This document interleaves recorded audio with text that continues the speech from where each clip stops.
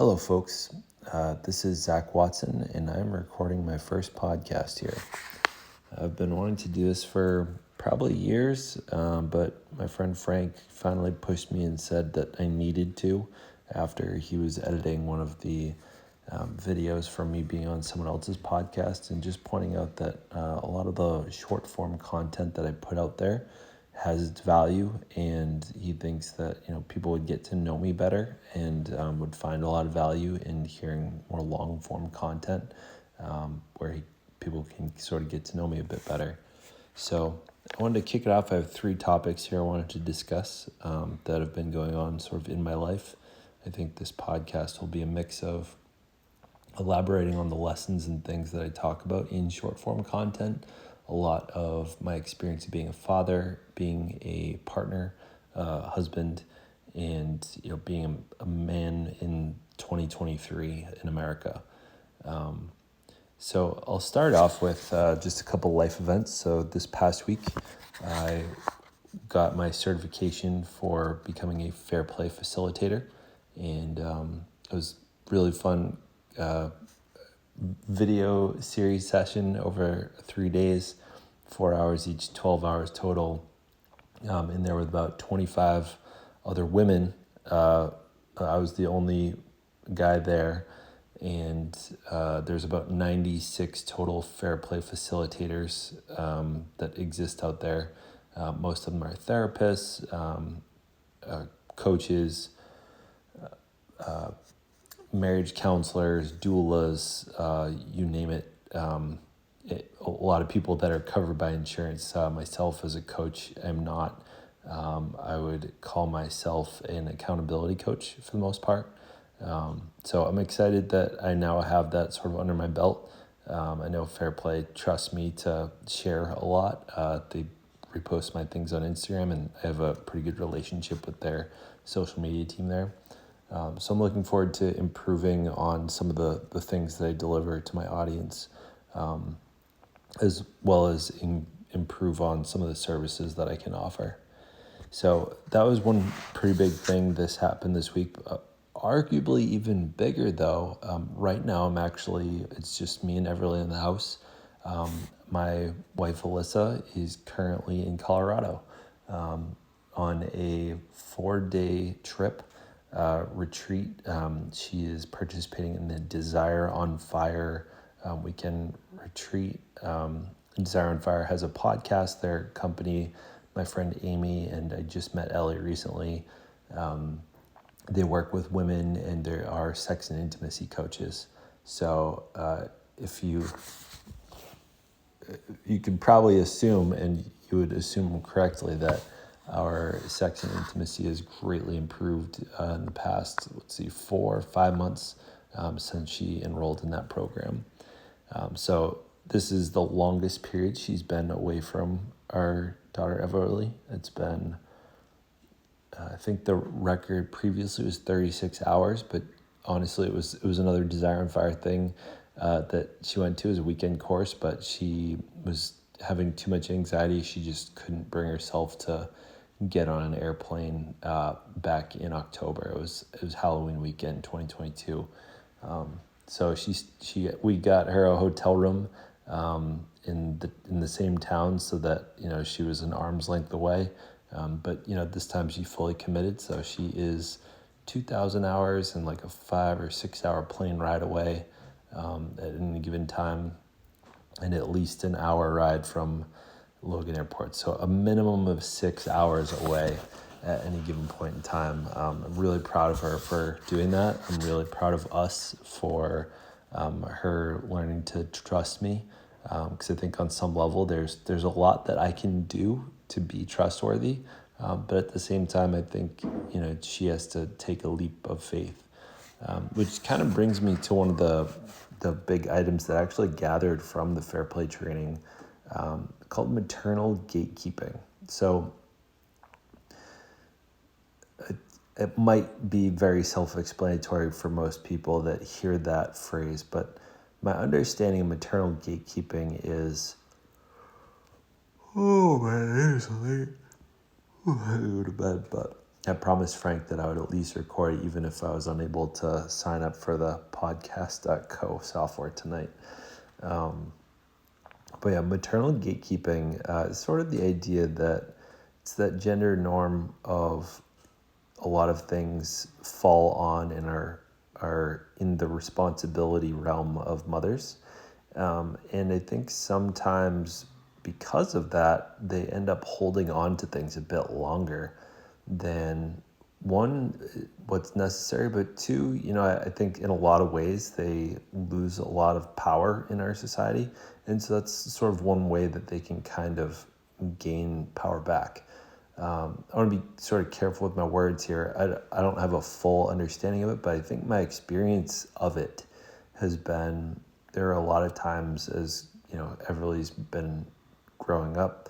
She's a year and a half now. It's been really interesting moments where Alyssa has had to take a really clear and intentional step back to allow me to be a parent too. So often I think she really wants to be there and to sort of take things away from me. One, because I think she wants to have full control over it, but two, I think it's partly instinctual, but I think also like societal as a norm is like that she has permission to take away anything she wants around parenting. And I think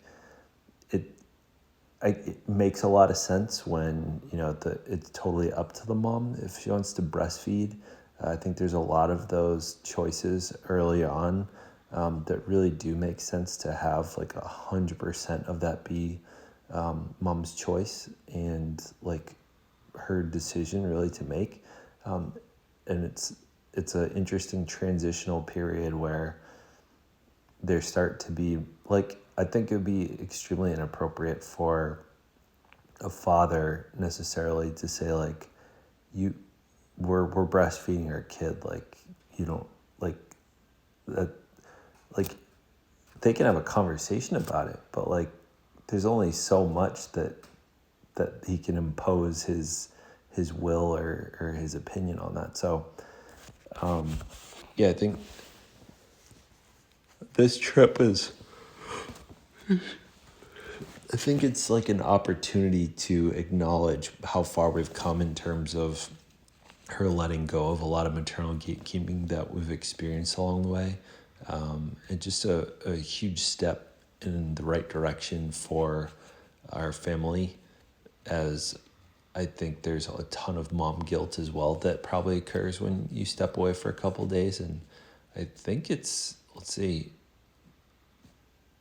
there was a short FaceTime we got to have with her and Everly. So she's not been able to FaceTime in the last 24 hours. It'll be a good 36, probably at a minimum. Might be a little less than 36, that she'll have in between FaceTimes. I haven't talked to her at all today. So really proud of her. I'm hoping that she's getting a ton out of the weekend. I know that when I talked to her briefly yesterday, that she was getting a ton out of it, and like there was just way too much to even process, to never mind try to communicate. So I love that woman. And I'll transition into one of the next items that I wanted to bring up that has been a reoccurring theme that I've been finding myself talking about in some of the short form content is creating safe spaces for men. And I want to first acknowledge, my wife Alyssa. I think she's done a really, really wonderful job of being that person for me to be able to vent, to be able to be a human and a dad. And like a person that makes mistakes, a person that deserves to be listened to. And I think there's a lot of men out there that don't have the opportunity to have someone listening to them fully. Like they're a human being too, and they have feelings just like the rest of us. I think in this society, there's a ton of, there's a lack of space for men to be human, and Justin Baldoni's book, Boys Will Be Human, is such a great example of like how that really is how we should be considering men, is that they're human too. The boys will be boys is I think a rough phrase, because if we think about it, what we take that to mean is boys will be boys, and boys are like prepubescent men. And in that phrasing, I think there's this assumption that they're supposed to be tough. They're not supposed to talk about feelings. They suck it up. They're stoic.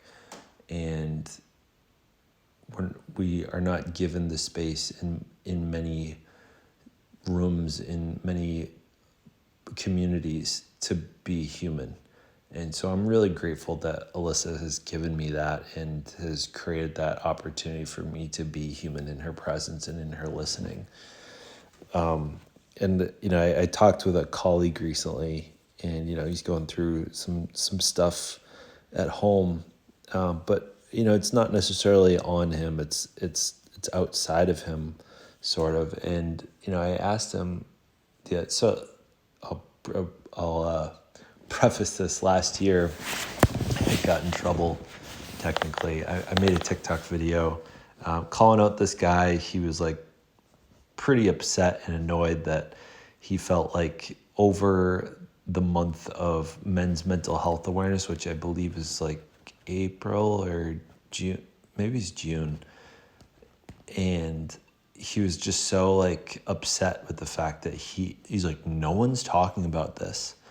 And I called him out. I was like, look, if you look at your account, you put one graphic video, like a single picture with some music over it, saying like happy men's mental health awareness month. And then you just complained about it at the end of the month instead of like taking the month to make content about that. And so I got slapped with like a community violation, like warning on like bullying or something.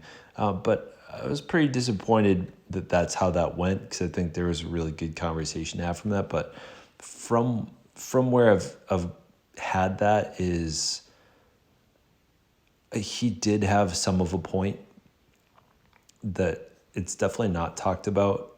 I think his annoyance is over the top, but I decided from there to really commit to creating safe spaces for men to talk. I think, most of my guy friends, it's pretty rare that we kind of open up to each other, but we have our moments. And I know it's really wonderful when I can get to that soft, gooey part of the male lava cake, if you will, that rarely gets shown or talked about. So, my friend Kevin, I just asked him, how are you doing? Because I know that your family's going through stuff. They're going through things, and you're kind of there to be their support system, their rock. But how are you doing? Like, what are you dealing with? And I think he was taken aback. Like, just hearing the tone in his voice as I asked it, I was like, wow, man, like, no one's asked me that. Like, thank you. I really appreciate that. And, similarly, I had this really wonderful back and forth with a neighbor about 2 months ago. We were working on moving out of the apartment that we're in. So we're living on the first floor of our 3-family house, and we just recently moved into a new house, and we're renting out that bottom unit. And we bought a pod that sat in the driveway. And so I was filling the pod. I just put Everly down. Alyssa was over at the house that I'm sitting in right now, working on some painting and stuff. And all of a sudden, I just heard some like pretty loud music. I was like, that's annoying. And then furthermore thinking, wow, it might actually be loud enough to be waking Everly. And I don't know if I have the patience or like the wherewithal to deal with a baby that's not sleeping because there's music. So I think I'm actually going to go outside of my comfort zone and just see if there's an easy fix for this. Like, I might ask him to turn it down. So I walk over. I've seen this guy's face many times in the past year or 2 years, maybe 3 years. I don't know. He doesn't live there, but it's he's related to the people that live there, and I think he spends chunks of time there. So I go over to him and I find that he's sitting in his car, and the door is wide open, and he's blaring at the moment that I walked up. It was Jimi Hendrix, where over the bridge or something. I forget what it's called, but it was just really strange to walk up to this guy. I mean, it was pretty cold out. Like it was probably 30, 40 degrees out in New England here. And he's just got the door wide open, music's blaring, he's laying down, he's got his eyes closed. And, I come up to him. I don't want to like tap on the window. I don't want to spook him or anything. I know I would get freaked out if I were in that space. I'm wondering, maybe he's a little high, maybe he drank a little, who knows. But I just kind of stand there and just wait till like he snaps to or something, and then he realizes I'm there, jumps out of his car, and like comes like to ask me like, what's up, like why are you standing there? It sounds like you're gonna address me with something. And I said to him, hey, any chance you could turn the music down? Our toddler's sleeping in the other room. He's like, oh yeah. Oh, I'm so sorry, my bad. And then I walk away. And and he had said, yeah, just like real tough day. And I said, oh, hey, sorry about that, man. And I walked away. As I was walking away, he just really felt defeated to me. I'd probably walked maybe 30, 40 feet, turned a corner. I decided to stay outside of my comfort zone. I went back to him, and I asked him, hey, do you want to talk about it? Now, again, keep in mind, this guy, I've seen his face a good amount, but never had a full conversation with him before. We actually, we found out, I honestly don't remember his name now, but we introduced ourselves in that moment. And he's like, what? I was like, are you okay? Like, you said it was a tough day, and it sounds like you're trying to let off some steam. Like, I can just listen. Like, I'm here for you. And he's like, do you mean it? Like you serious? And I was like, yeah, absolutely. And he was like, dude, no one's ever asked me that. Like, people don't say those things. Like, no one says that. And he was just so struck with like, this neighborly stranger is asking me about my day because I've shared that it was rough. I think the deepest, he didn't really go deep at all. He's like, I just, customer service all day. Like, people just kind of don't treat you like a human all day, and it sucks. I was like, yeah, man, I can't say that I have the same experience, but I get hung up on all day as a cold caller. But hey, I'm sorry to hear that. And he just like, he kept like shaking his head, like almost like looking around, like, is this guy just asked me if I'm okay? Like, and I remember tearing up. It's even hitting me a little bit right now. How powerful of a moment it felt like that was, and how much, I don't think how much of a difference it makes until you really reach a hand out, like a helping hand. Honestly, since that moment, I've been like hooked on almost the high that I experienced from giving that to other guys. I think this is only the second time that's happened in recent time, but I feel like I'm on the lookout for it. So that was just to share, I think a lot of guys don't know that's an option out there, that we can provide safe spaces for each other to talk. And I think a lot of us are in suffering Olympics, and we want to say how much worse we have it than other people, and that doesn't really leave a whole lot of space for being heard and feeling heard. So I told Kevin, I told him, pay it forward. I know it's, as you've stated, this is, you don't get this too often. I'm happy to continue being it for you, but try to give your other guys the space that they need and ask them how they're doing. And ladies out there, I anticipate many of the people listening to this podcast are probably women. Really, I encourage you to try to, if you're not, if I were to ask you right now, do the men in your life feel like you're a safe space for them to talk about their feelings and like the shit that they're dealing with and their anxiety and their mental health? If it's not, yeah, definitely.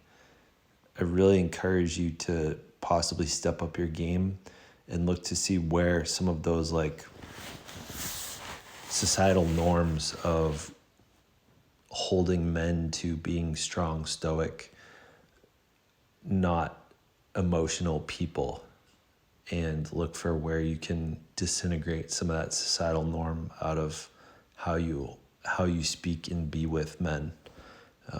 I think it's an invaluable thing that happens one conversation at a time, and it's going to take a long time for us to transform that, but it's something that I think I'm committed to because I know that Alyssa has really given me the opportunity, and I really hope it exists for a lot more men out there. So those are some of the things I wanted to chat about today. I'm thinking at some points I might have specific videos where I'm inviting people to have topics that they'd like me to talk a bit more at length. I enjoyed this. Let me know what you think. I'm hoping that by the time you're hearing this, it's on like legit Apple website or Spotify.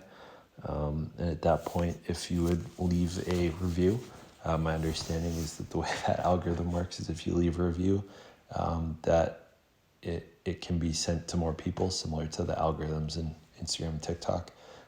It's my first one. I can guarantee you they will come in more frequently if I'm getting positive feedback early on. So if you found this valuable, let me know, DM me. I'm still catching up on DMs. I'm getting there, but I hope you enjoyed it, and look forward to delivering a little bit more. So long.